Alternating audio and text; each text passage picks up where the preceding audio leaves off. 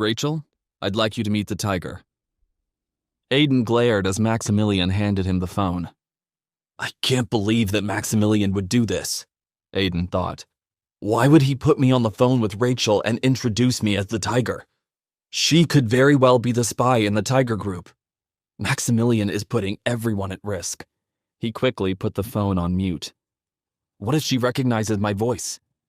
Maximilian shook his head. Don't worry, I installed a voice modulator. You won't sound like yourself. Hello, Tiger. It's a pleasure to finally meet you. Rachel's voice echoed through the speaker, snapping Aiden back to the present. Aiden unmuted the phone. Hello, Rachel. The pleasure is all mine. How can I be of assistance today? Aiden thought for a moment before answering. First things first. We have to make some major changes in policy going forward, and I need your help implementing those changes. Very well. I heard from Maximilian here that you manage most of our day-to-day communications. Is it true that Powerhouse PR recently orchestrated and signed a deal with StoneCo? After a few seconds of keyboard clacking, Rachel replied. Yes, that's correct, Tiger. We've actually just finalized the deal. Aiden exhaled sharply. Cancel it. Rachel stammered. What? What do you mean, cancel it? Tell them I refuse to work with Shane Stone. Rachel was in shock on the other end of the phone. They might require a bit more of an explanation than that, sir. This deal has been in process for some time now, and... Aiden cut her off. Do as I say, Rachel. Part of working for me is taking orders. No questions asked. Do you understand? Rachel resigned herself. Very well, sir. Very good, then. I'm handing you back to Maximilian. He'll follow up with additional instructions. Aiden took Rachel off speakerphone and handed the phone back to Maximilian, silently ordering him to continue the conversation. Maximilian cleared his throat and held the phone up to his ear. Hey, Rachel. Are your instructions clear? Any questions? Is the tiger gone? Rachel asked. Even though the phone was no longer on speaker, Aiden could overhear the conversation perfectly. Aiden nodded silently at Maximilian, ordering him to continue. Yes, the tiger is gone. It's just us. Maximilian exhaled sharply. How could the tiger do that? This deal will be highly beneficial. Do you have any idea how much of a risk this is? Rachel protested. Maximilian scowled. Don't question your orders, Rachel. It's best for everyone that way. But surely you must understand the position this puts us in with StoneCo. Enough, Rachel. Maximilian cut her off. If I can give you some advice, don't invoke the tiger's anger. He's got a short temper. One mistake, and your time working for us could be over. There was a brief silence on the other end of the phone. Very well. But I want you to know if this blows up in the tiger's face, it's not my fault. The line went quiet as Rachel hung up. Maximilian and Aiden were alone again in the back of the car. Risky move, Tiger. Aiden nodded. Sometimes you have to take big swings to make waves. Maximilian crossed his arms. So, does this make me your second in command? I still don't know if I can trust him, Aiden thought. But you know what they say. Keep your friends close, and your enemies closer. Yes, Maximilian. I think you'll prove incredibly useful to me. However, we need to keep our contact extremely limited, so as not to draw attention to ourselves. Over the phone is best for now. Second, never introduce me to someone else again without asking first for permission. Is that understood? Maximilian nodded. Yes, sir. Maximilian pulled something out of his pocket. Before you go, I need to give you something. He handed Aiden an ATM card with a special tiger insignia on it and a heavy graphite base. Take this. Your father actually had this made specifically for you, if the time ever came. Aiden took the card, studying it. I already have the Tiger Group card from Cyrus. How is this one any different? Maximilian inhaled deeply.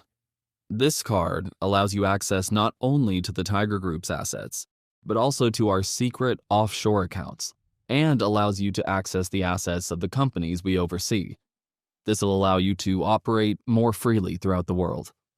It also means you can move money around between companies, or take money away from them if anyone steps out of line. Aiden smirked. So that means... He trailed off, but Maximilian finished his sentence for him. That's right. With this card, you control most of Chicago's financial stake. Maximilian then pointed to the briefcase stowed near Aiden's feet. Don't forget about the briefcase I gave you earlier. That contains documentation of all of our assets and legal paperwork that binds the companies we oversee to our name. We need to keep this somewhere safe. Aiden ran his fingers along the case lid, closing it. Yes, you're right. I know the perfect place. Take me to SafeTech. Maximilian ordered his driver to take them across town. They dropped Aiden off in front of the SafeTech building. Aiden quickly got out of the car and headed upstairs to his office, being careful to make sure he wasn't being followed. He clung tightly to the briefcase Maximilian had given him. He headed to the corner of his office, which had a large hidden safe installed in the wall. Aiden entered his code. The door slid open, and he placed the briefcase inside. This'll be the safest place, Aiden thought. SafeTech is a security company after all. There are cameras and alarms everywhere. If someone tries to break in, we'll know exactly who it is. He slammed the safe door shut, making sure it was locked tight. Then he left SafeTech and headed home for the night. When Aiden arrived back at the Stone family mansion, he got out of his car and headed down the path to the front door. He noticed a strange car parked at the end of the driveway and walked toward it. I wonder who this piece of junk belongs to. It can't be Craig's, or anyone the Stones would associate with. His eyes darted back and forth, looking to see if he saw anyone lurking in the shadows. As far as he could tell, he was alone. As he did, he thought he heard something. In a nearby hedge, Aiden heard the bushes rustle. He froze in place. Then a small bunny emerged, scurrying from the hedge into a bed of flowers. Aiden exhaled. Just a rabbit. Suddenly, Aiden felt a large, blunt object strike him in the back of the head. He saw a flash of light behind his eyes, then everything went black. Hours later, Aiden slowly came to. As he woke up, he could feel trickling down the side of his head. His eyes slowly came into focus. Where am I? What happened?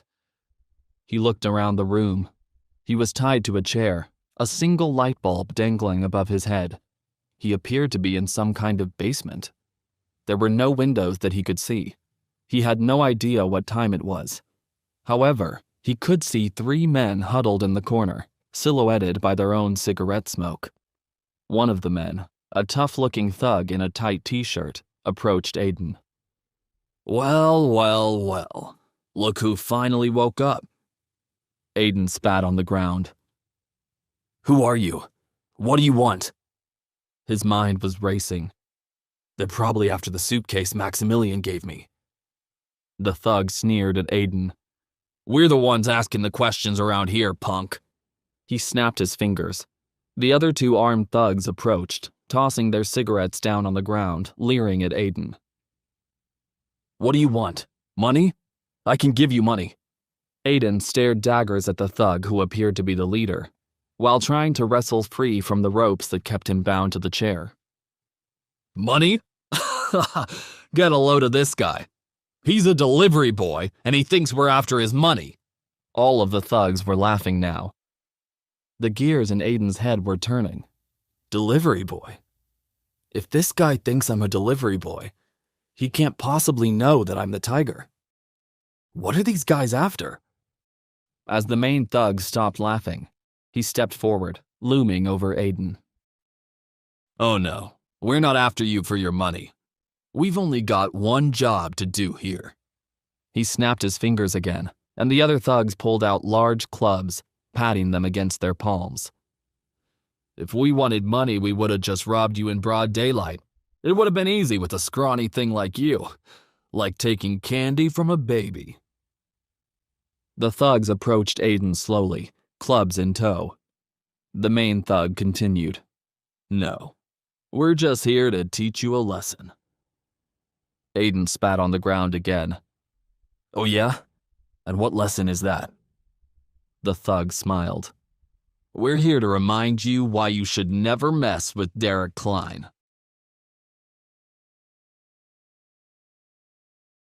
Can Aiden escape from Derek's hired thugs? Can he trust Rachel and Maximilian? Wait, that's not the end. You've just had a free taste. Now get the full story on the Pocket FM app, link in description. Check out our next video and playlist, and don't forget to like, share, and subscribe.